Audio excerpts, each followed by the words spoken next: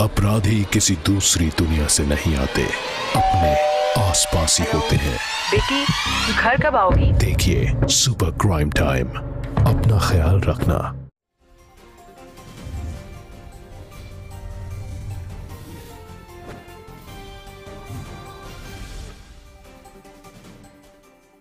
नमस्कार, मैं हूं आपके साथ सुमित अवस्थी और आप इस वक्त देख रहे हैं अपना फेवरेट डिबेट शो हम तो पूछेंगे। आप सबका स्वागत है। आज डिबेट में खास तौर पर बात होगी गुजरात के एक छोटे से कस्बे ऊना के बारे में। आजकल ऊना राष्ट्रीय परिदृश्य में सुर्खियों में है, हर अखबार की हेडलाइंस में है और इसकी वजह है वहां पर चलता राजनेताओं का सियासी पर्यटन। और ये मैं इसलिए कह रहा हूं कि 11 जुलाई को घटना घटती है, 9-10 दिनों तक राजनेताओं को होश नहीं आता, फिर अचानक मामला मीडिया के द्वारा उठाने पर इतना तूल पकड़ता है कि अब ऊना जाकर पीड़ितों से मिलने की होड़ लगी हुई है। कल मुख्यमंत्री आनंदीबेन पटेल थी तो आज कांग्रेस के उपाध्यक्ष राहुल गांधी ऊना में जाकर तमाम पीड़ित परिवारों से मुलाकात कर रहे थे। और मुलाकात ही नहीं कर रहे थे, वहां से बाहर निकलकर जो उन्होंने जाते जाते रिएक्शन दिया, साउंड बाइट दी राहुल गांधी ने, उसमें उन्होंने प्रधानमंत्री मोदी जो कि गुजरात के मुख्यमंत्री हुआ करते थे प्रधानमंत्री बनने के पहले, उन पर सीधे हमला किया और कहा कि मोदी के गुजरात को बदलने की जरूरत है और ये विचारधाराओं की लड़ाई है और कांग्रेस इसमें बीजेपी को मात देगी। तो क्या राहुल गांधी घावों पर मरहम लगाने गए थे या अपनी पार्टी का कैंपेन करने के लिए? गुजरात में भी अगले साल चुनाव हो रहे हैं, अगले साल के विंटर्स में, उसके पहले यूपी के चुनाव हैं और दोनों ही जगहों पर दलितों का वोट बैंक खासा महत्व रखता है। आपको बता दें, इतना ही नहीं, कल अरविंद केजरीवाल भी ऊना के इसी गांव में होंगे। यानी अभी भी सुर्खियों में रहेगा यह खबर कि दलित पर दंगल, राजनीतिक दंगल देश में जारी है। आगे बढ़े, तमाम मेहमानों के साथ इस मुद्दे पर बड़ी चर्चा करें। उसके पहले देखते हैं कि आज दिन भर क्या हुआ। हम तो पूछेंगे में अगले 1 घंटे बड़ी बहस। सियासी पर्यटक राहुल, जिनके पास पैसा नहीं है उनको दबाया जाता है। और ये किसकी लड़ाई है? ये दो विचारधाराओं की लड़ाई है। हम इस विचारधारा को गुजरात में नहीं, पूरे हिंदुस्तान में हरा के दिखाएंगे। राहुल गांधी जी, आपको पता है कि नेहरू जी और अंबेडकर के विचारों में कभी कोई समानता नहीं थी। कुछ दिनों पहले छुट्टी से वापस लौटे राहुल गांधी गुरुवार को गुजरात में थे, ऊना के उन दलितों के साथ जिन्हें 11 जुलाई को इसलिए बेरहमी से पीटा गया क्योंकि वो मरी हुई गाय की खाल उतार रहे थे। भारी भरकम भीड़ और कांग्रेसी कार्यकर्ताओं के नारों के बीच राहुल गांधी उनके घर पहुंचे, पीड़ितों का दर्द सुना, उनका हाथ थामकर ये भरोसा देने की कोशिश की कि कांग्रेस उनके साथ खड़ी है। राहुल अस्पताल में भर्ती पीड़ितों से भी मिले। कांग्रेस की तरफ से इन्हें 5 लाख रुपए और इंसाफ दिलाने का वादा मिला।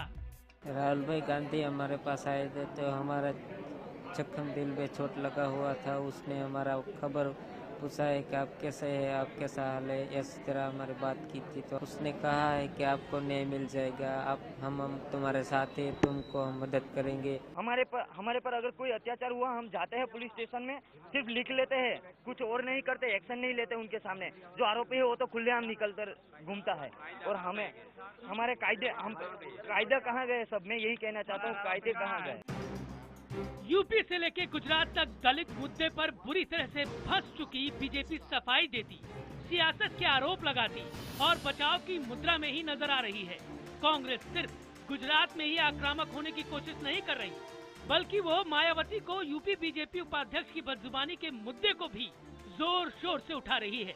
यूपी में बीएसपी ने तो कई जगह धरने प्रदर्शन किए ही, कांग्रेस भी मौके को भुनाने में जुटी रही। सड़क से संसद तक वो इस मुद्दे पर माया के कंधे से कंधा मिलाकर बीजेपी को घेर रही है। जो दलित वर्ग के लोग हैं उनके स्वाभिमान को जबरदस्त ठेस पहुंची है। और अच्छी बात ये रही कि कल पूरे सदन ने, सभी दलों के नेताओं ने, सत्ता और विपक्ष सबने उसको कंडेम किया। न सिर्फ पहले की सरकार ने क्या किया था या आंकड़े देके, मेरे ख्याल से इसको एक डिफेंस की तरह इस्तेमाल किया जाए, बात सही है। क्योंकि ये स्थिति अगर नियंत्रण में नहीं लाई गई तो मेरे ख्याल से स्थिति बहुत ही गंभीर हो सकती है। यूपी में मायावती को बोले गए अपशब्द बीजेपी को कितना नुकसान और बीएसपी को कितना फायदा पहुंचाएंगे, इसकी चर्चा जारी है। लेकिन चर्चा ये भी है कि क्या कांग्रेस खुद को दलितों की हितैषी के तौर पर फिर से स्थापित कर पाएगी? क्या हैदराबाद के दलित छात्र रोहित वेमुला, राजस्थान की गैंगरेप पीड़ित दलित छात्रा और गुजरात के दलितों के साथ खड़े होकर राहुल वो छवि बना पाएंगे जिसकी कांग्रेस को सख्त जरूरत है? क्या खतरा इस बात का नहीं है कि राहुल के ये दौरे सिर्फ सियासी पर्यटन साबित होकर न रह जाएं? हम तो पूछेंगे, राहुल गांधी का दलित मुद्दे उठाना क्या महज सियासी ड्रामा है या फिर भरोसा जीतने की गंभीर कोशिश? आज हमारे सवाल पूछने का पैटर्न थोड़ा सा अलग है, हाँ या ना में नहीं है। आज हमने ऑप्शंस दिए हैं ए या बी, इसीलिए ध्यान से सवाल सुनिए और जवाबों के ऑप्शंस को देखिए और फिर जवाब भेजिएगा। हमारा सवाल है, राहुल गांधी का दलित मुद्दे उठाना क्या दिखाता है? पहला, सियासी ड्रामा, ऑप्शन ए है, और ऑप्शन बी है भरोसा जीतना। राहुल गांधी का दलितों के मुद्दे उठाना क्या दिखाता है? सियासी ड्रामा कर रहे हैं राहुल गांधी या दलितों का भरोसा जीतना चाहते हैं? आप एसएमएस करिए अपने जवाबों को ऑप्शन ए या बी लिखकर हमारे नंबर 51818 पर। इसके साथ ही #HTP और #दलित पर दंगल के जरिए भी आप अपनी राय हमारे फेसबुक पेज और ट्विटर हैंडल पर भेज सकते हैं। हमको आपके सुझावों का, सवालों का इंतजार रहेगा। अब बताता हूं मैं आपको हमारे आज के खास मेहमान कौन लोग जुड़ रहे हैं। इस डिबेट में इस बड़े मुद्दे पर चर्चा करने के लिए भारतीय जनता पार्टी की तरफ से पार्टी के वरिष्ठ प्रवक्ता सुधांशु त्रिवेदी जी हैं, कांग्रेस के वरिष्ठ प्रवक्ता संजय झा साहब हैं, समाजवादी पार्टी के वरिष्ठ प्रवक्ता गौरव भाटिया जी हैं, जेडीयू के वरिष्ठ नेता नवल शर्मा जी हैं, जेएनयू के प्रोफेसर साहब विवेक कुमार जी हैं और जाने माने समाज शास्त्री और आरएसएस के विचारक प्रोफेसर राकेश सिन्हा भी मेरे साथ इस डिबेट में शिरकत कर रहे हैं। संजय झा, मैं पहला सवाल आपसे पूछना चाहूँगा। मैं जानता हूं कि आप लोग राजनीतिक पार्टियां हैं, राजनीति करना ज़रूरी है, सत्ता में आना है, कुर्सी पाना है तो राजनीति तो करनी होगी, लेकिन मेरा सवाल बहुत इसी के साथ जुड़ा हुआ, बहुत महीन सा अंतर है। क्या सिर्फ सियासत करना ज़रूरी है, मरहम लगाना ज़रूरी नहीं है? सुमित जी, देखिए, सबसे पहले मैं ये कहूँगा कि दलितों के विरुद्ध जो अत्याचार अभी हो रहे हैं, इसका एक ऐतिहासिक प्रतिमान या परंपरा हमने भारतीय जनता पार्टी और आरएसएस का बहुत सालों से लोगों ने देखा है। इसे यदि आप इतिहास में जाइएगा तो ये हमारे स्वतंत्रता से पहले ही शुरू हो चुका था, परंतु मैं अभी वर्तमान की मैं बात करता हूं। अब आप देखिए कि ऊना में, गुजरात में जो हादसे हुए हैं, जो दुर्घटना हुए हैं, वो इतना दुर्भाग्यपूर्ण और शर्मनाक है और ये पुलिस स्टेशन के बाहर होता है और पुलिस स्टेशन के बाहर उनको पीटा जाता है बेदर्दी से, निर्दयी तरीके से, और पुलिस 6 घंटे तक एफआईआर नहीं करती है। तो इसका एक ही अनुमान हम लगा सकते हैं कि भारतीय जनता पार्टी की सरकार गुजरात में इसको पूरा समर्थन दे रही है कि आप उनको पीटो। आप देखिए, मुंबई में जहां मैं रहता हूं, वहां पर अंबेडकर भवन को तोड़ दिया जाता है, दिन दहाड़े तोड़ दिया जाता है और मुख्यमंत्री देवेंद्र फडणवीस बाद में आके कहते हैं नहीं, ये होना नहीं चाहिए था, ये आपके आंख के नीचे हो रहा है और उस समय कोई नहीं रोकता है। एक बार जब प्रदर्शन हुआ तो कहते हैं कि वो हमारी गलती थी। एक मिनट, मुझे खत्म करने दीजिए। आप देखिए, जनरल वीके सिंह, एक मिनट, जनरल वीके सिंह जब फरीदाबाद में, आपको मालूम होगा, वो आप जो इतिहास की घटनाएं गिनवा रहे हैं हुई थी, मैं उससे इनकार नहीं कर रहा हूँ, ये है घटनाएं और आपको बीजेपी को घेरने के लिए इन मुद्दों को उठाना पड़ेगा, मैं उससे इनकार नहीं कर रहा हूँ। लेकिन मेरा सवाल उससे आगे का है। मैं राहुल गांधी के, अगर ये इतनी जरूरी घटना थी ऊना की, गुजरात की, तो राहुल गांधी ने 11 दिन क्यों लिए वहां जाने पे? वो 12-13 तारीख को ही वहां क्यों नहीं चले गए 11 जुलाई की घटना के बाद? आज 21 जुलाई को क्यों गए? इसका जवाब दीजिए पहले। नहीं, इसका मैं जवाब देता हूं। सुमित जी, सबसे पहले हमें समझना चाहिए इस बात को, और मैं विनम्रता से आपको मैं अनुरोध करूंगा कि इस बात को सब लोग समझें कि यदि राहुल गांधी जी एक दिन के बाद पहुंच जाए तो उस समय लोग कहेंगे कि ये राजनीति कर रहे हैं। देखिए, अंत में सच्चाई क्या है कि हम हर राजनेता का एक जिम्मेदारी होता है कि आप जो भी कमजोर हैं, जो पीड़ित हैं, जिन पर कोई हमला किया है, अत्याचार किया, उसके साथ आप खड़े रहे। और आज ये प्रश्न ये उठता है, बहुत बड़ा महत्वपूर्ण और अहम प्रश्न तो ये है कि नरेंद्र मोदी जी एक शब्द उन्होंने नहीं कहा। नरेंद्र मोदी जी भारत के प्रधानमंत्री हैं, वो सारी और फुटबॉल मैच पर वो ट्वीट करते हैं। और उनके ही गुजरात पूछिए ना सरकार से, बिल्कुल पूछिए, मैं भी पूछूंगा सुधांशु त्रिवेदी से। उनके ही गुजरात मॉडल का जो पर्दाफाश हो रहा है, मैं बिल्कुल पूछूंगा सुधांशु त्रिवेदी से। गुजरात मॉडल में संजय जी, आम आदमी को संजय जी, से मारा जा रहा है, आप एक दिन बाद जाएं या 10 दिन बाद जाएं या 15 दिन बाद जाएं, राजनीति कर रहे हैं ये सवाल तो आपसे पूछेंगे ही लोग, और आपको उससे डरना भी नहीं चाहिए। आप राजनीति करने जाते हैं, आपको मानना चाहिए कि भाई पॉलिटिकल पार्टी, हम राजनीति नहीं करेंगे तो कौन करेगा। लेकिन मेरा सवाल ये है, मैं फिर से आखिरी बार पूछ रहा हूं, फिर डिबेट को ओपन कर रहा हूं। संजय जी, आप मुझे सेटिस्फाई नहीं कर पाए, क्या राहुल गांधी ने मरहम लगाने की जो कोशिश आज की 10-11 दिन के बाद, ये पहले दिन क्यों नहीं करनी चाहिए थी? तब राहुल गांधी कहां थे? क्यों नहीं गए उस वक्त राहुल गांधी वहां पर?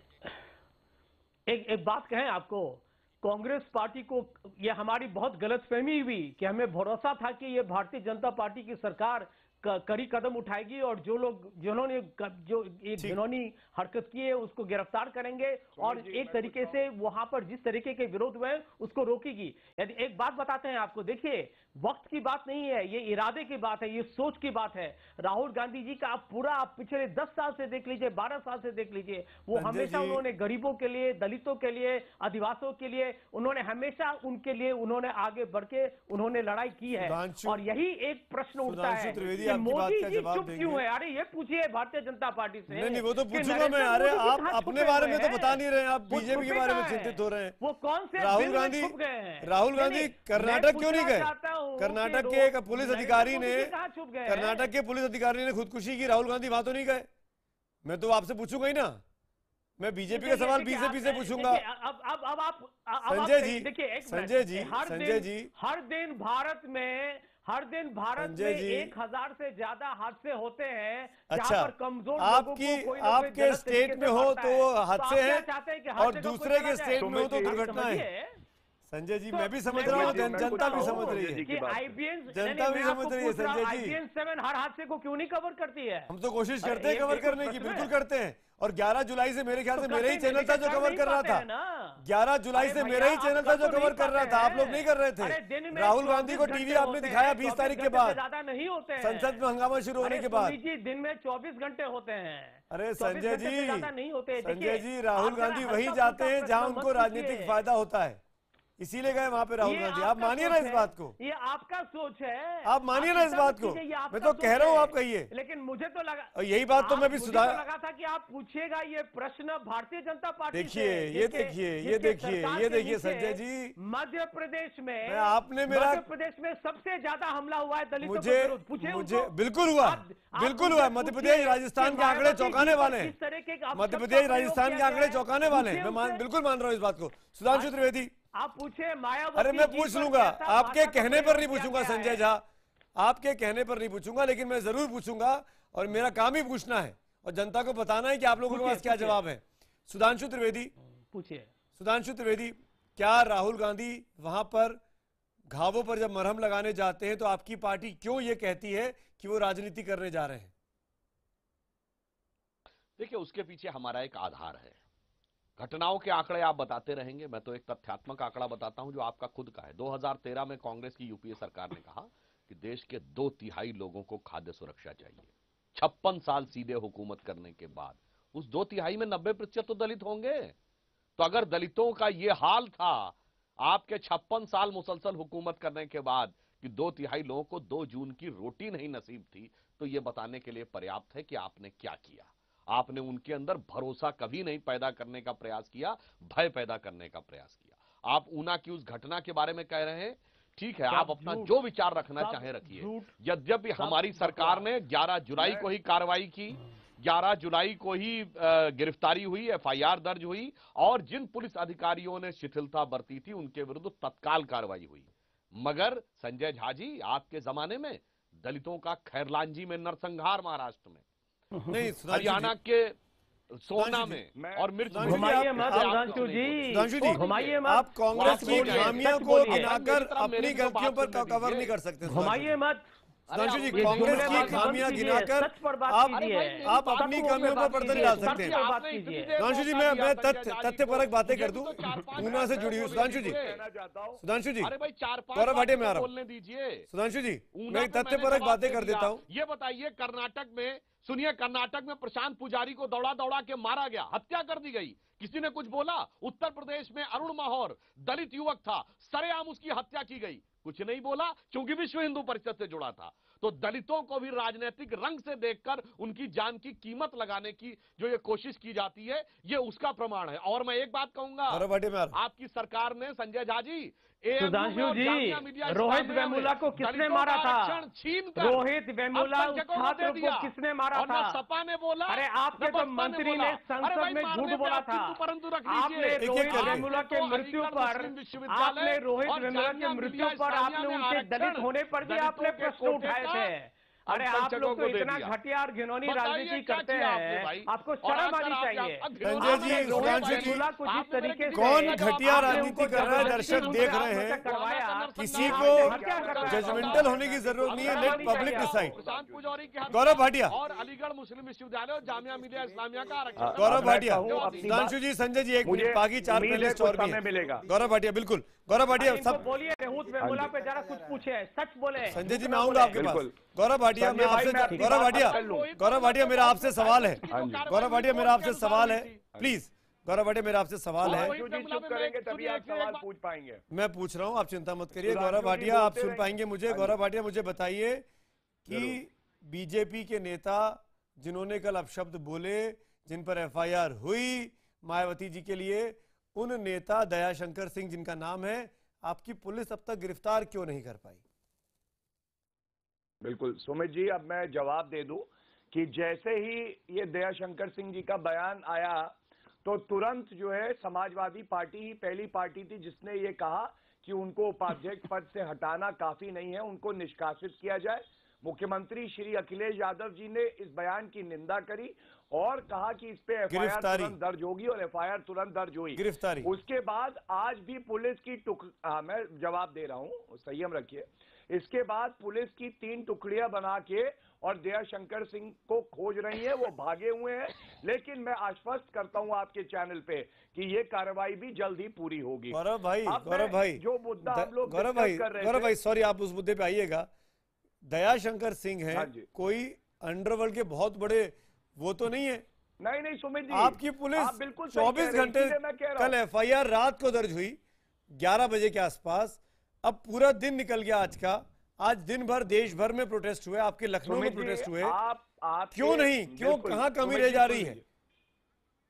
कोई कमी नहीं है सुमित जी। आप एक बात जान लीजिए कि सबसे बड़ी बात तो यह है कि जो भी कार्रवाई होती है, अरेस्ट होनी है कि नहीं है, इस पे आप टिप्पणी नहीं कर सकते, इस पे मैं टिप्पणी नहीं कर सकता। कानून के दायरे में रह के इन्वेस्टिगेटिंग ऑफिसर क्यों टिप्पणी नहीं कर सकता? मैं सवाल नहीं पूछ सकता, आपके पत्र, मैं आपसे सवाल नहीं पूछ सकता। गौरव भाटिया, पूछ सकते हैं, लेकिन उसकी अरेस्ट होगी कि नहीं होगी ये इन्वेस्टिगेटिंग ऑफिसर तय करता है सुमित जी, ये मैं और आप नहीं तय कर सकते हैं। तो आप ये बोल रहे हैं कि उनकी अरेस्ट नहीं भी हो सकती है? सख्त कार्रवाई, आप ये बोल रहे हैं कि उनकी अरेस्ट नहीं भी हो सकती है? मैंने तो कहा ये आप इन्वेस्टिगेटिंग ऑफिसर के विवेक पे छोड़िए, जो हमारा कानून कहता है सुमित जी। और आपके पत्रकार भी बताएंगे कि आज भी पुलिस पूरी कार्रवाई कर रही थी। और दयाशंकर जी, आपने सही कहा कि कोई ऐसे व्यक्ति नहीं है कि वो छुप जाएंगे, उनको ढूंढ निकाला जाएगा और उनके खिलाफ सख्त कार्रवाई होगी। अब मैं जो आज का मुद्दा है उस पर कुछ बोलना चाहूंगा, अगर आप मुझे मौका दें। मैं सबसे पहले सुमित जी ये कहना चाहता हूं कि भाजपा को ये आज जवाब देना है। राहुल गांधी जी वहां जाए या ना जाए इससे फर्क नहीं पड़ता, लेकिन सरकार गुजरात में भाजपा की है। मुख्यमंत्री को क्यों 9 दिन लग गए इस घटना में जाके परिवारजनों से मिलने के लिए? इसका जवाब सुधांशु जी को देना है, क्योंकि संविधान के तहत ये नहीं है कि राहुल गांधी जाएंगे या और नेता जाएंगे, लेकिन संविधान के तहत ये जरूर है कि मुख्यमंत्री सुरक्षा देगी, मुख्यमंत्री जाए और बात करे। दूसरी बात मैं कहना चाहता हूं, अभी हमें पता है हरियाणा में एक दलित लड़की के साथ जो है बलात्कार हुआ 2 बार। ऐसा कितना निंदनीय और दर्दनाक है ये। खट्टर जी मुख्यमंत्री हैं, उन्होंने इस पे कोई बयान नहीं दिया, मिलने नहीं गए। तो आज प्रश्न ये है कि आप राहुल गांधी को चर्चा में भी ना लाइए, लेकिन जो मुख्यमंत्री हैं भाजपा शासित प्रदेशों के, वो लोग क्या कर रहे हैं, वो क्यों नहीं जाते और जिनके साथ ऐसी निर्मम घटना हुई है उनसे जाके उनका दर्द बांटते हैं? इसका जवाब सुधांशु जी को देना है। और तीसरी है ये अजय माहौर से मिलने गए थे अखिलेश यादव। सुधांशु जी ने एक नाम लिया था गौरव, अभी आगरा के विश्व हिंदू परिषद के, वहां गए थे अखिलेश यादव, मुलायम सिंह यादव। मैं जवाब दे दूं, मैं आपको बता दूं सुमन जी, हमारे मुख्यमंत्री श्री अखिलेश यादव जी हर जगह गए। अगर सुन लीजिए, अगर कोई जवान शहीद हुआ उसके घर भी गए, अगर किसी के साथ गलत घटना हुई तो भी गए। जियाउल हक के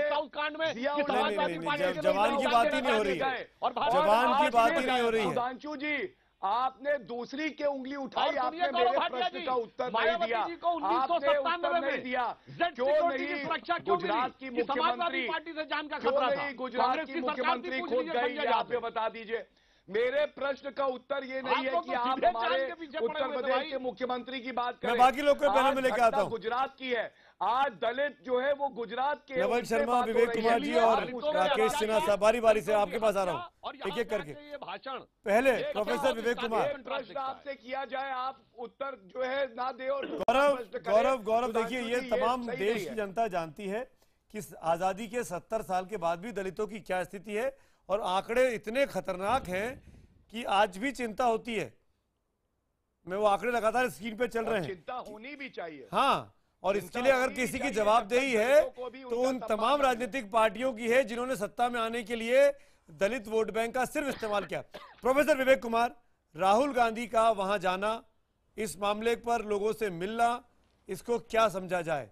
क्या ये राजनीतिक है, सियासी ड्रामा है, या वाकई में दलितों का भला होने वाला है? और मायावती वहां क्यों नहीं जा रही है?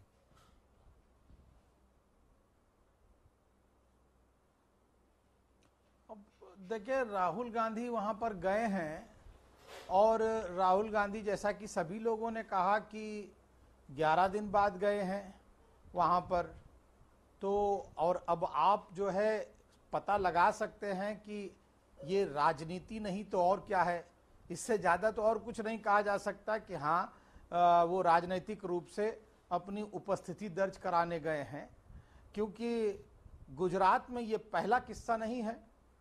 ये आपको पता होगा, गुजरात के आंकड़े तो आपके पास होंगे कि 2014 में 1130 दलितों पर अत्याचार की घटनाएं हुई, और 2013 में 1190 जो है वहां पर अत्याचार की घटनाएं हुई। आपको पता होगा कि वहां पर पिछले वर्ष ही बच्चा जला दिया गया था और उसकी एफआईआर तक नहीं लिखी। आज भी वहां पर कई गांव, विलेज आफ्टर विलेज, जो जहां पर दलितों का सोशल बायकॉट चल रहा है, जो वहां के सफाई कर्मचारी हैं उनको मिनिमम वेजेस नहीं मिल रहा है, और वो लाखों के संख्या में हैं, आपको पता होगा। सबसे बड़ी बात यह है कि जो जमीन बांटी गई थी उस पर, उसको जो है वहां के सामंतों ने छीन लिया है दलितों से। तो ये गुजरात में दलितों पर जो अत्याचार है सर, यूपी में भी खूब हुआ है, नवीन नहीं है घटना। मैं सॉरी बीच में इंटरवीन कर रहा हूं, लेकिन यूपी में भी दलितों पर अत्याचार की घटनाएं जब बहन मायावती मुख्यमंत्री थी उस वक्त भी खूब हुई हैं, 2007 से 2011 के बीच। उसके आंकड़े भी मेरे पास हैं, और वो आंकड़े ऐसे नहीं है कि बहन जी के आने के बाद परिस्थितियां साफ हो गई थी। लेकिन मेरा सवाल आपसे बहुत सीधा सा था, बहन मायावती क्या ऊना जाएंगी, और नहीं जाएंगी तो क्यों नहीं जाएंगी?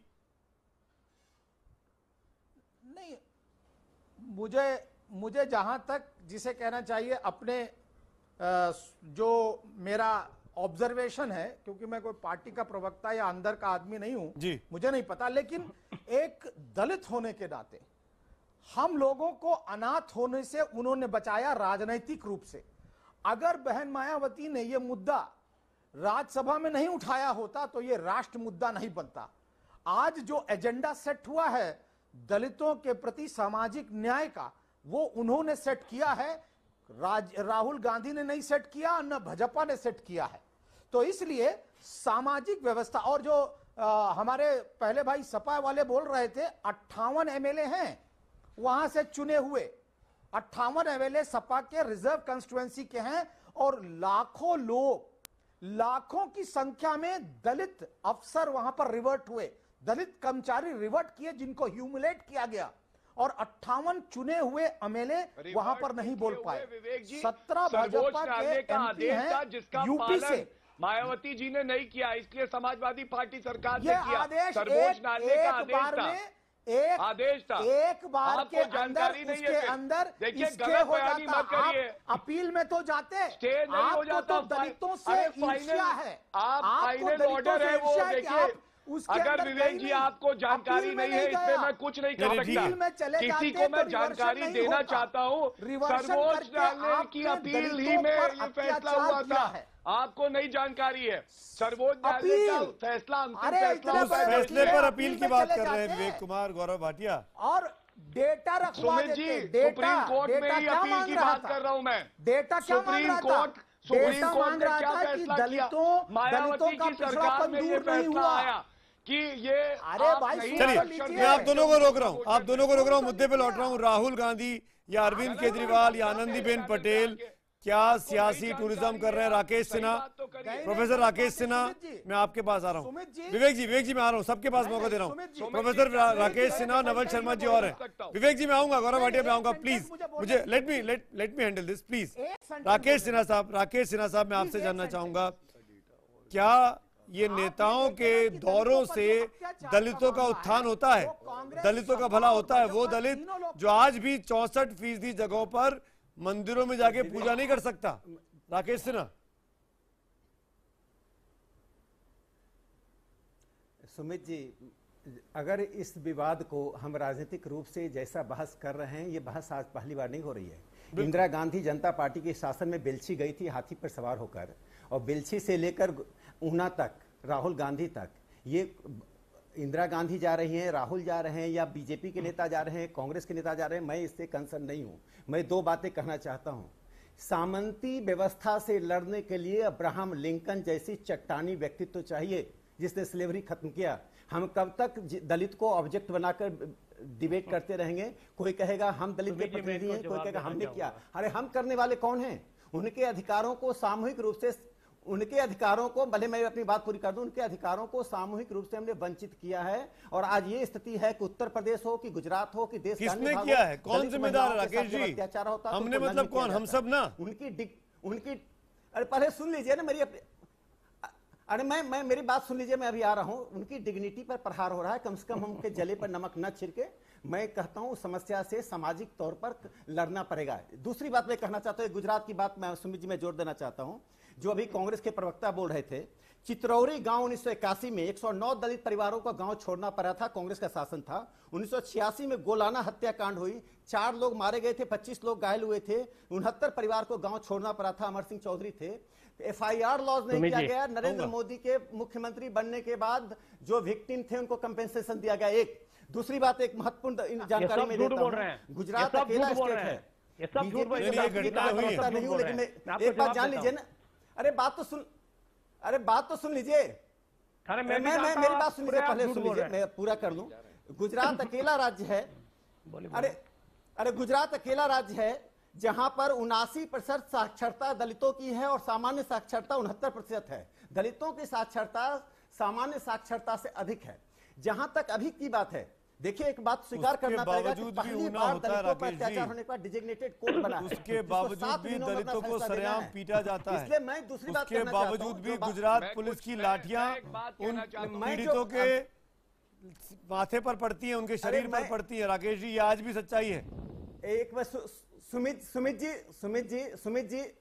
सुमित जी, मैं अंतिम में 2 बात कहना चाहता हूं कि दलितों के उत्थान के लिए, उनको मुख्य धारा के साथ जोड़ने के लिए, चाहे कानूनी रूप से उनको वंचित किया जा रहा है या राजनीतिक रूप से या सामाजिक रूप से, हम सबको सामूहिक जिम्मेदारी लेकर काम करना पड़ेगा। अगर हम इसको राजनीतिक रूप से देखेंगे तो यही होगा कि या तो हम उन पे मर्सी कर रहे हैं या उनको हम कंपेंसेशन दे रहे हैं। एक सवाल जो हमारे जेहन में आता है कि चाहे कोई भी पार्टी का शासन हो, दलितों के साथ जो होता है, आज लड़ाई सामंतवाद से है, सामंती व्यवस्था से है, और उसके लिए हम सबको सामूहिक रूप से लड़ना पड़ेगा। आपस का विवाद रहेगा, आपस में मतभेद रहेगा, एक दूसरे पर आरोप प्रत्यारोप रहेगा, लेकिन दलित समाज के साथ कम से कम नवल शर्मा जवाब दीजिए राकेश सिन्हा का। रूप से एक कांग्रेस बनाम, मैं चाहूंगा दलित वाले आंकड़े जरूर स्क्रीन पे चले। राकेश सिन्हा जवाब दीजिए। नवल शर्मा। राकेश जी के मैं 2-3 बातों का जवाब देना चाहूंगा। पहली बात है कि मैं राकेश जी और बीजेपी के नेताओं से मात्र एक सवाल पूछता हूं कि जब से आपकी सरकार बनी है, आपने दलितों के विकास के लिए क्या किया है? आपके प्रधानमंत्री की विचारधारा ऐसी है, वो बताते हैं कि जो वाल्मीकि समुदाय के लोग हैं, उन्हें लोगों का मल मूत्र साफ करने में आध्यात्मिक अनुभव की प्राप्ति होती है। और आप गुजरात में शिक्षा के विकास की बात कर रहे थे। गुजरात भारत का इकलौता ऐसा राज्य है राकेश जी, जहां आपने मिड डे मील स्कीम को पूरी तरह तहस नहस कर दिया, केवल इसलिए कि आपने ऐसा, आपके विश्व हिंदू परिषद ने घोषित कर दिया कि अगर मिड डे मील स्कीम में दलित महिला के हाथ का बनाया हुआ खाना लोग खाएंगे तो हिंदू धर्म संकट में पड़ जाएगा। गुजरात में दलितों की स्थिति क्या है, अगर मैं बताऊंगा तो रोंगटे खड़े हो जाएंगे। गुजरात में दलित महिलाओं की क्या स्थिति है? अरे सुनिए, राकेश जी सुनिए, राकेश जी झूठा तर्क मत पेश कीजिए, झूठा तर्क मत पेश कीजिए, केवल झूठ बोलते हैं। टीवी चैनल पर राकेश जी, आपका काम केवल झूठ बोलना है, आपका काम केवल झूठ बोलना है। नवल शर्मा, मैं आपसे रिक्वेस्ट कर रहा हूँ, आपने कहां से कोट किया पता दीजिए। आपने कहां से कोट की ये बातें? आप जानवरों को जला दिया गया, कर्मयोगी जानवरों को जला दिया गया। मैं बता रहा हूँ, राकेश जी सुनिए, अरे सुनने का धैर्य रखिए, राकेश जी। कर्मयोगी पुस्तक का नाम है। अरे सुनिए भाई साहब, मिर्ची लग गई, मिर्ची लग रही है, मिर्ची लग गई, सामूहिक जिम्मेदारी नहीं है, मिर्ची लग रही है। सुनना पड़ेगा। दूसरी बात है कि आपके नेता नरेंद्र मोदी गुजरात में दलित विरोधी आंदोलन की पैदावार है। अगर आप ऐसे बोलेंगे तो हम भी आपको नहीं बोलने देंगे। अगर मेरी बातों से आपको मिर्ची लग रही है राकेश जी, तो फिर आपको हम भी आपको सही तरीका नहीं हुआ। नहीं, मैं बता रहा हूँ, आप कर्मयोगी पुस्तक कर्मयोगी पुस्तक में आपके प्रधानमंत्री ने लिखा 2001 के सेंसस कि वाल्मीकि समुदाय के लोगों को पैखाना उठाने में आध्यात्मिक अनुभव मिलता है। एक-एक करके बात करेंगे राकेश जी, तो बेहतर होगा। दोनों लोग एक साथ बोलो। राकेश जी जब आप बोल रहे थे तो नवल शर्मा नहीं बोल रहे थे। एक-एक करके बात करते हैं, मैं मौका दूंगा आपको। राकेश जी मैं मौका दूंगा आपको। वो किसी किताब कर्मयोगी का जिक्र कर रहे हैं। सुमित जी आपको काउंटर देने का मौका मिलेगा। वैसे भी आपने अपनी बात कह ली है।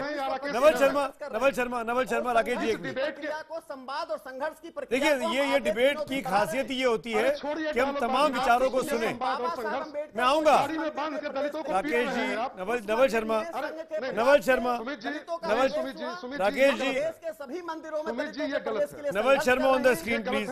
नवल शर्मा, मैं आपसे ये पूछना चाहूंगा, राहुल गांधी का ऊना जाना, आनंदीबेन पटेल का 10 दिन के बाद जाना, राहुल गांधी का 11 दिन के बाद जाना और 12 दिन के बाद कल अरविंद केजरीवाल भी जा रहे हैं, आपके एक और हमदर्द, इसको आप किस तरीके से देखते हैं?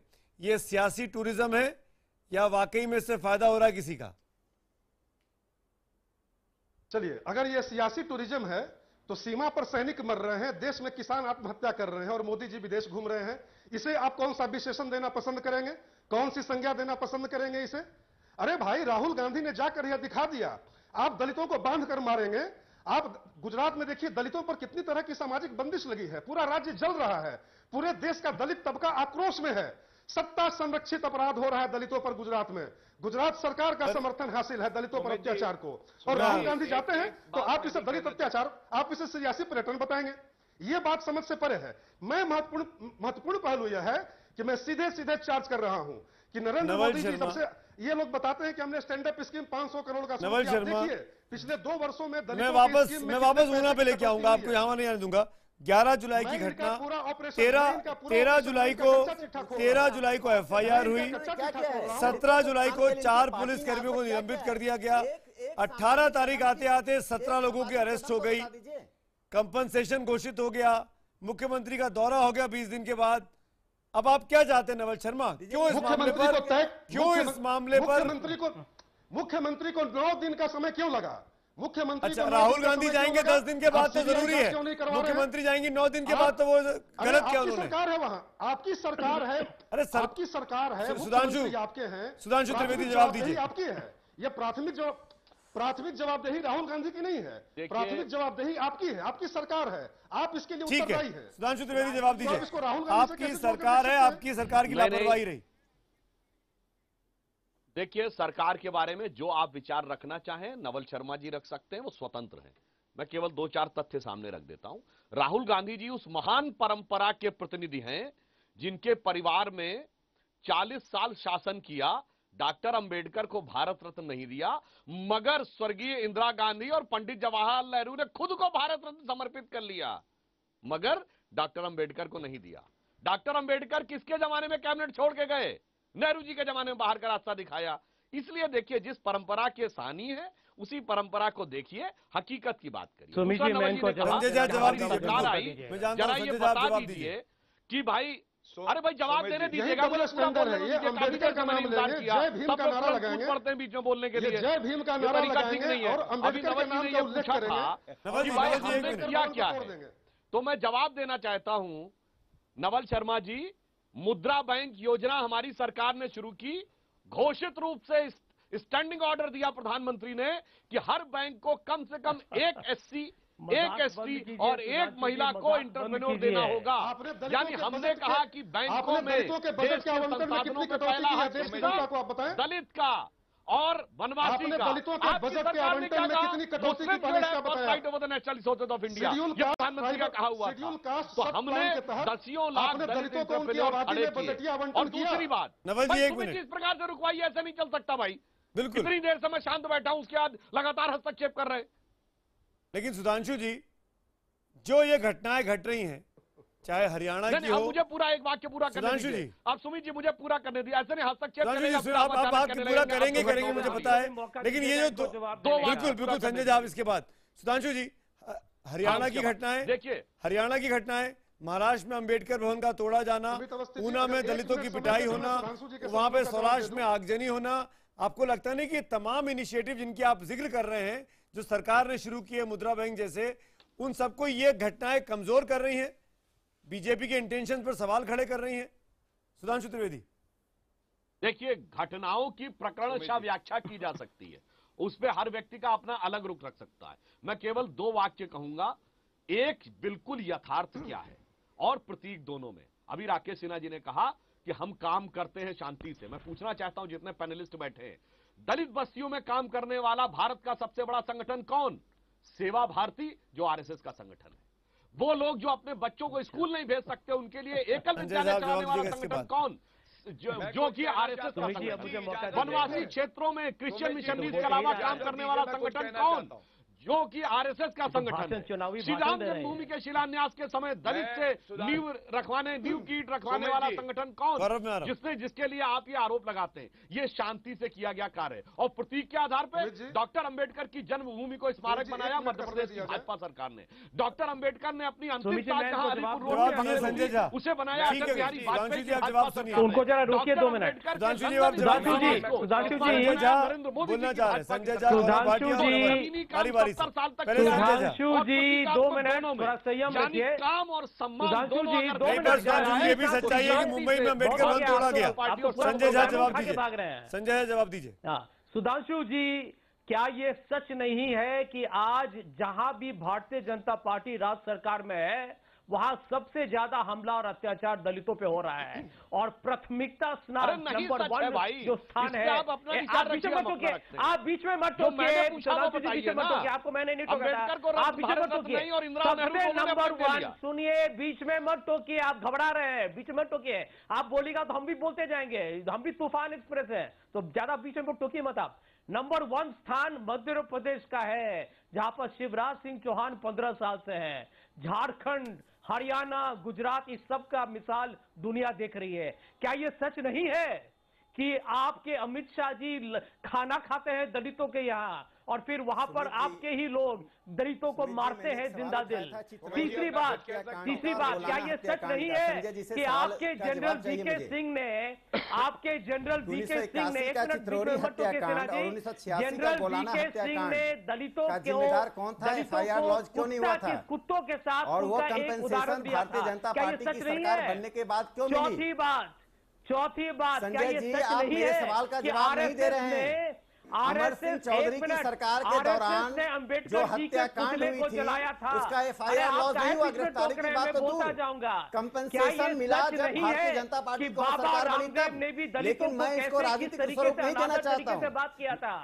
आप एक कदम बताइए कांग्रेस का कि सामाजिक असमानता को दूर करने के लिए कांग्रेस ने एक कदम उठाया हो। इतिहास तो आप जानते ही नहीं है।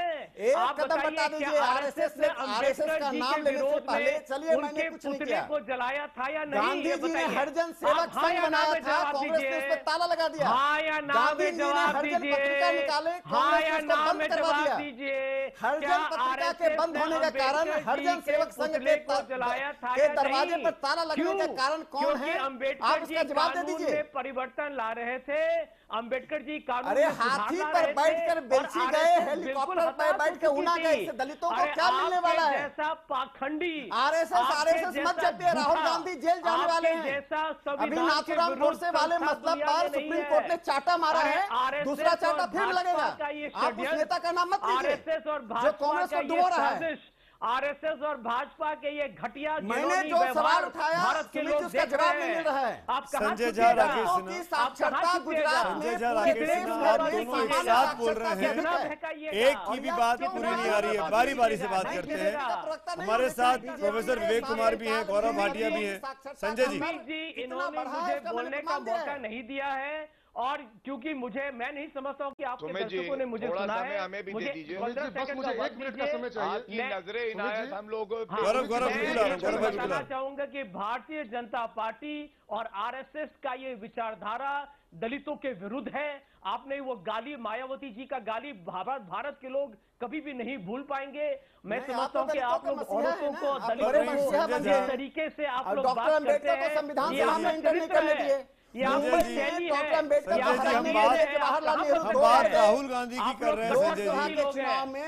संजय जी, आरएसएस पर हमने बहुत डिबेट किया, आप आगे भी बोलिएगा। करने के लिए प्रधानमंत्री जवाहरलाल नेहरू उस चुनाव क्षेत्र में 2 बार आरएसएस को देखिए, आपको इतिहास मालूम नहीं है। आपने भारत की स्वतंत्रता और भारत संजय जी बता रहे हैं। राकेश सिन्हा, ऐसे मत करिए। कहना है Sanjay Jha on the screen. Naval भाई, सिन्हा जी को आता ही नहीं है, वो संजय झा, कहना है Sanjay Jha on the screen TV पर। कहना है Sanjay Jha on the screen. Gaurav में आ रहा हूँ। कहना है Sanjay Jha on the screen. Sanjay Jha, मेरा सवाल आपसे बहुत सीधा सा है। संजय झा, क्योंकि हम आज राहुल गांधी पे चर्चा कर रहे हैं, राहुल गांधी ऊना गए हैं, राहुल गांधी के ऊपर सोशल मीडिया में बहुत से सवाल पूछे जा रहे हैं, बहुत से सवाल मेरे पास भी लगातार आ रहे हैं। ये टेलीकास्ट इस वक्त फेसबुक पर भी लाइव चल रहा है। मैं संजय जी बहुत सीधी सी बात पूछना चाहता हूँ, राहुल गांधी को वहां जाके ये क्यों कहना पड़ा कि ये 2 विचारधाराओं की लड़ाई है और इस विचारधारा को हम पूरे हिंदुस्तान में हराएंगे? आप उनके, मैं वहीं आ गया जहां पहला सवाल पूछा था, आप उन परिवारों के घावों पर मलहम लगाने गए थे या अपनी पार्टी का चुनावी कैंपेन करने गए थे? इस तरीके के भाषण से यह संदेश नहीं जाता है कि राहुल गांधी की कंसर्न पॉलिटिकल माइलेज लेना है? बिल्कुल नहीं। और मैं बताता हूं राहुल गांधी जी ने क्यों बिल्कुल एक ऊंची चीज कहा है। देखिए, विचारधारा ही ये मूल्य प्रश्न है, यह मौलिक एक विषय है। मैं बताता हूं क्यों।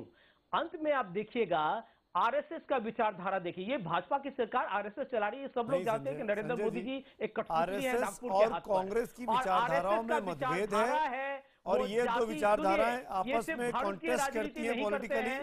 ठीक बात है, जाति की राजनीति करते हैं। संजय जी, आपने मोहन भागवत जब आरक्षण में उन्होंने बोला था, क्यों बोला था? क्योंकि इनका जो एक सोच है, ये कास्ट, इन बयानों से, ऊपरी कास्ट, इन बयानों से पिछड़े वर्ग के क्या उन दलितों के घावों पर मरहम लगा? उन दलितों के घावों पर मरहम लगा इन बयानों से? क्या उनका दर्द दूर हो गया? क्या उनकी चोट ठीक हो जाएंगी? कांग्रेस और आरएसएस की लड़ाई को उन घावों का इस्तेमाल क्यों किया जा रहा है? उन कंधों पर आप अपनी पॉलिटिकल लड़ाई क्यों लड़ रहे हैं? राहुल गांधी जी, सुमित जी, श्री राहुल गांधी का जाना वहां के लोगों को, जिनको जो पीड़ित हैं, जिन पर इतना घटिया हमला किया गया है बेदर्दी से दिन दहाड़े, उनको इस बात का आत्मविश्वास होगा कि भारत की पार्टी कांग्रेस पार्टी सिर्फ श्री राहुल गांधी जी नहीं, कांग्रेस पार्टी और मैं समझता हूं कि और भी राजनीतिक दल आ रहे हैं वहां पे। गौरव भाटिया कुछ बोलना चाह रहे हैं काफी देर से। ये कांग्रेस वर्सेस बीजेपी नहीं है, ये BJP versus the entire country है। ये तो आपने बीजेपी को ये कह के आपने मत बनाइए। यहाँ सब राजनीतिक दल एक तरफ है, ये सब यही तो मैं कह रहा हूँ। दल एक तरफ है और भाजपा अकेला है, क्योंकि भाजपा ने आप सबको हराया है, इसलिए आप सबको एक होना लाजमी हो गया है। गौरव भाटिया, गौरव भाटिया, विवेक कुमार जी मानो, आप ला रहे हैं फिर राजनीति तो आप ला रहे हैं। गौरव भाटिया, मैं सबसे पहले ये कहना चाहता हूँ कि ये पूरा जग जाहिर है कि राहुल गांधी जी इससे पहले भी कलावती के घर गए थे, कलावती के जीवन में कोई बदलाव नहीं आया। राहुल गांधी जी बदायूं भी गए थे, लेकिन ऐसा कुछ नहीं हुआ उसके बाद कि उन्होंने मरहम दी हो और उस मुद्दे को लॉजिकल कंक्लूजन पे पहुंचाया हो, इसलिए ज्यादा समय उस पर नष्ट ना करें। लेकिन जब मैंने सुधांशु जी से प्रश्न किया कि खट्टर जी क्यों नहीं गए मिलने उस लड़की से जिसके साथ ऐसी घटना हुई, तो उन्होंने कोई उत्तर नहीं दिया। मैंने कहा आनंदी बहन क्यों नहीं गई 9 दिन तक, उन्होंने कोई उत्तर नहीं दिया। और ज्यादा चिंता का विषय सुमित जी एक है कि ये जो गौ रक्षक करके हैं लोग, आके कुछ दलितों को मारते हैं, तो इनको बढ़ावा कौन दे रहा है? इनको बढ़ावा यही भाजपा की सरकार और आरएसएस। आज सुधांशु जी ने दोहरी भूमिका निभाई, आज वो आरएसएस के भी प्रवक्ता बन गए, लेकिन जिस दिन आरएसएस के बड़े लीडर कोई गलत सांप्रदायिक बयान देते हैं, उस दिन भाजपा के प्रवक्ता कहते हैं कि ये तो आप आरएसएस के प्रवक्ताओं से पूछिए। फिर देखिए सुधांशु जी, आप बीच में बोल रहे हैं। सुधांशु भाई, इतनी उम्मीद जरूर आपसे करता हूं कि अपनी बात पूरी कर लूं। आपकी बात मैं सुन रहा था, मेरी भी बात पूरी हो जाए, आप अपनी बात जरूर करिएगा।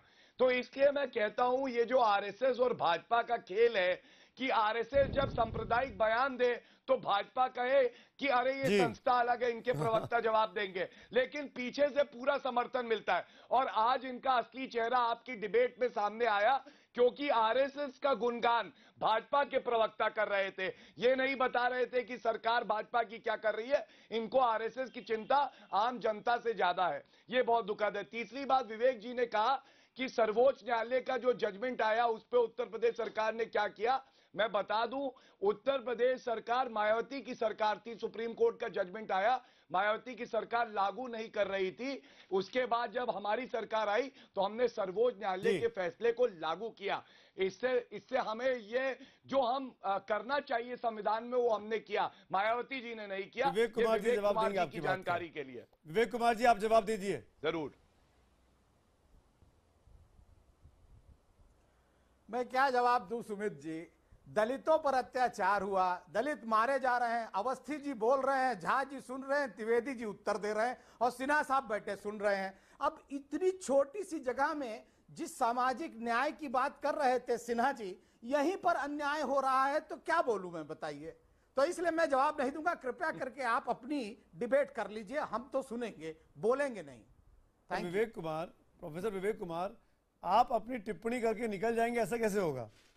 आपको भी तो जवाब देना पड़ेगा ना, बात का जवाब देना चाहूंगा। आपको भी जवाब देना पड़ेगा ना। बहन मायावती 4 बार मुख्यमंत्री रही। हो गए 46 मिनट में, 46 मिनट में, अरे आप जातिवाद 46 मिनट में एक बार प्रोफेसर साहब अब आप प्रोफेसर साहब देखिए, जवाब दूं, क्यों जवाब दूं?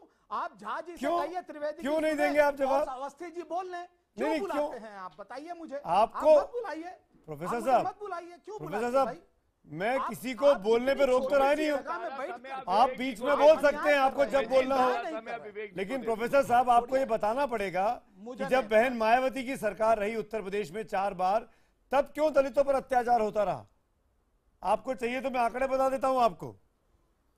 2007 में 20.7 अत्याचार इसलिए होता था कि दलित खड़ा होकर के बोलता है, उस समय अत्याचार होता है। जब तक दलित लेटा रहता है तो उस पर सुनाई नहीं पड़ता, लेकिन जिस समय वो खड़ा होता है तब अत्याचार होता है। और जब मायावती आती हैं तो उत्तर प्रदेश में दलितों की हिम्मत होती है कि वो खड़ा होकर के बोले, और इसलिए वहां पर अत्याचार होते हैं। ये गांव के गांव जिस तरह गुजरात में बहिष्कृत होते हैं, तो इसका मतलब तो फिर ये भी हुआ, डीएसपी जिस तरह मार दिए जाते हैं उस तरह नहीं होता।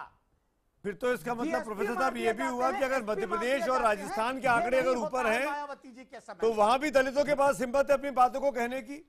फिर आप कैसे घेर सकते हैं बीजेपी की सरकारों को राजस्थान में और छत्तीसगढ़ में? सुन लीजिए, वहां पर मैं कह तो रहा हूं, वहां पर गांव के गांव बहिष्कृत हैं, इसलिए वहां पर उठ के खड़ा नहीं हुआ है। वहां पर डेल्टा मार दी जाती है इसलिए उठ करके खड़ी नहीं हुई है वो। यहाँ पर बलात्कार होता है हरियाणा में, उठ करके खड़ी नहीं हुई है वो। ये क्या बात हुई प्रोफेसर साहब? आप यूपी में हो रहा है तो दलित खड़ा होकर कह रहा है, मध्य प्रदेश छत्तीसगढ़ में हो रहा है तो वहां अलग परिस्थितियां हैं। ये आप एक ही चीज को दो चश्मों से क्यों देख रहे हैं? मैंने इसलिए कहा ना कि आप उसकी नेचर देखेंगे, समाजशास्त्रीय दृष्टिकोण से उसको देखिए, केवल अत्याचार की इंडिसीज नहीं देखिए। आप 8,000 अत्याचार हो रहे हैं मध्य प्रदेश में और 1,000 होता है जवाब देना चाह रहे, लेकिन उसकी दलित की आबादी कितनी है? 7 लाख आबादी में 1,000 जो है अत्याचार कराते हैं, और 2 करोड़ की आबादी में आप 8,000 जवाब दीजिए। जी बताइए सिन्हा साहब। विवेक जी हम दोनों एक दूसरे को जानते हैं।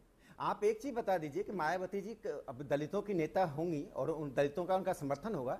सामाजिक आधार, सामाजिक स्तर पर उन्होंने टिकट तो 150 ब्राह्मणों को दे दिया है, लेकिन समाज को बदलने के लिए पिछले 20 साल में बहुजन समाज पार्टी ने जमीन पर कोई काम नहीं किया। आपको मालूम है कि जमीन पर यदि कोई काम कर रहा है, नवल समाजी मनुस्मृति और क्या क्या बात कर रहे थे, आरएसएस सिर्फ जमीन पर संवाद और समन्वय का काम कर रहा है। और मुझे लगता है कि हम सबको इस सामंती व्यवस्था से लड़ने के लिए एक आवाज बनना पड़ेगा, अन्यथा यह डिवीजन बढ़ता जाएगा, ये समस्या बढ़ती जाएगी। और कम से कम नवल शर्मा जी जैसे लोग, गौरव भाटिया जी को कांग्रेस ने तो हरिजन सेवक संघ के दफ्तर में ताला लगा दिया। गांधी जी ने जो प्रयास किया था, हरिजन यात्रा निकाली थी। ऐसे समस्या हो जाएगा। आरएसएस उत्थान का काम कर रही है, दलित लगातार झा जी ने तो एक जवाब सुन लीजिए कि उनके कांग्रेस के 2 बड़े गुजरात की सरकार से क्या जो कुछ किया वो तो मैंने देखा, लेकिन मैं ये जानना चाहूंगा आपसे, पूरा देश जानना चाहता है, क्या गुजरात की घटनाओं पर प्रधानमंत्री और अमित शाह जो दोनों गुजरात से आते हैं, आपके अध्यक्ष, उनके बयान कब आ रहे हैं और आएंगे कि नहीं आएंगे? सुधांशु त्रिवेदी, पार्टी के प्रवक्ता हैं आप। देखिए, उस संदर्भ में तो मैं कहूंगा, अगर सरकार ने प्रभावी कार्रवाई न की हो, त्वरित कार्रवाई न की हो, तब बयान की आवश्यकता होती। जैसा कि राकेश सिन्हा जी ने कहा, जब हम जमीन पे काम कर रहे हैं तो बयान की आवश्यकता नहीं है। अच्छा, परंतु जो विवेक कुमार जी ने कही, उस बात पे एक संवेदना के साथ एक वाक्य कहना चाहूंगा। यह सच है कि मायावती जी आज खड़ी होती हैं तो उत्तर प्रदेश के दलित को एक आत्मविश्वास नजर आता है, मगर विवेक कुमार जी, ये खड़े होने की नौबत कब आई? अरे मायावती जी का तो जान ही लेने की कोशिश की गई थी, तब कौन बचाने आया? स्वर्गीय ब्रह्मदत्त द्विवेदी। समर्थन देके सरकार किसने बचाई? माफी चाहता हूं, मेरे पास उसके लिए और जब वो मुख्यमंत्री बनी और उन्होंने कहा कि सपा सामने जान का खतरा है, उनको एनएसजी कवर किसने दिया? भारतीय जनता पार्टी की सरकार ने। और देखिए, जहां तक हम ये कहेंगे कि समाज में ये भी कहेंगे डॉक्टर अंबेडकर विदेश पढ़ने गए थे तो उनका पूरा का पूरा खर्चा स्पॉन्सर किया था सयाजीराव गायकवाड़, जो महाराजा माफी के साथ संजय जी, सुधांशु जी, गौरव जी, राकेश जी, विवेक जी और नवल जी, थैंक यू सो मच इस डिबेट में पार्टिसिपेट करने के लिए। कैसे 1 घंटा बीता पता ही नहीं चला, लेकिन कुल मिलाकर दलितों की परिस्थिति को लेकर देश में क्या स्थिति है और राजनीतिक पार्टियां क्या सोचती हैं, ये आपने इस बीते 1 घंटे में देखा। हमारा आज का सवाल था कि क्या राहुल गांधी का दलित मुद्दे उठाना क्या दिखाता है? ऑप्शन ए हमारा था सियासी ड्रामा है, ऑप्शन बी था भरोसा जीतना। 83% लोग बोलते हैं कि राहुल गांधी का दलित मुद्दे उठाना सियासी ड्रामा है।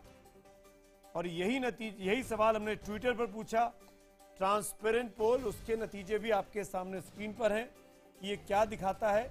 राहुल गांधी का दलित मुद्दे उठाना 82% लोग कहते हैं ये सियासी ड्रामा है।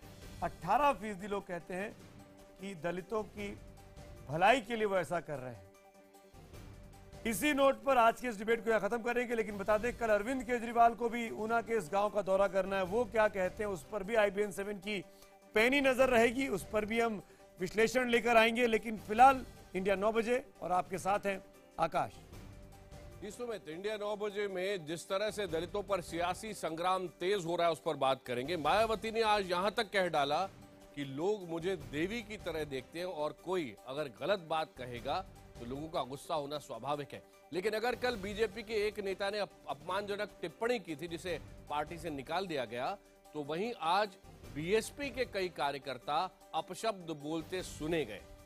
ये एक तरफ, साथ ही 9:15 बजे हम आपको ये बताएंगे कौन कह रहा है कि गांधी परिवार माफी नहीं मांगता, और ये एक वरिष्ठ कांग्रेस के नेता है।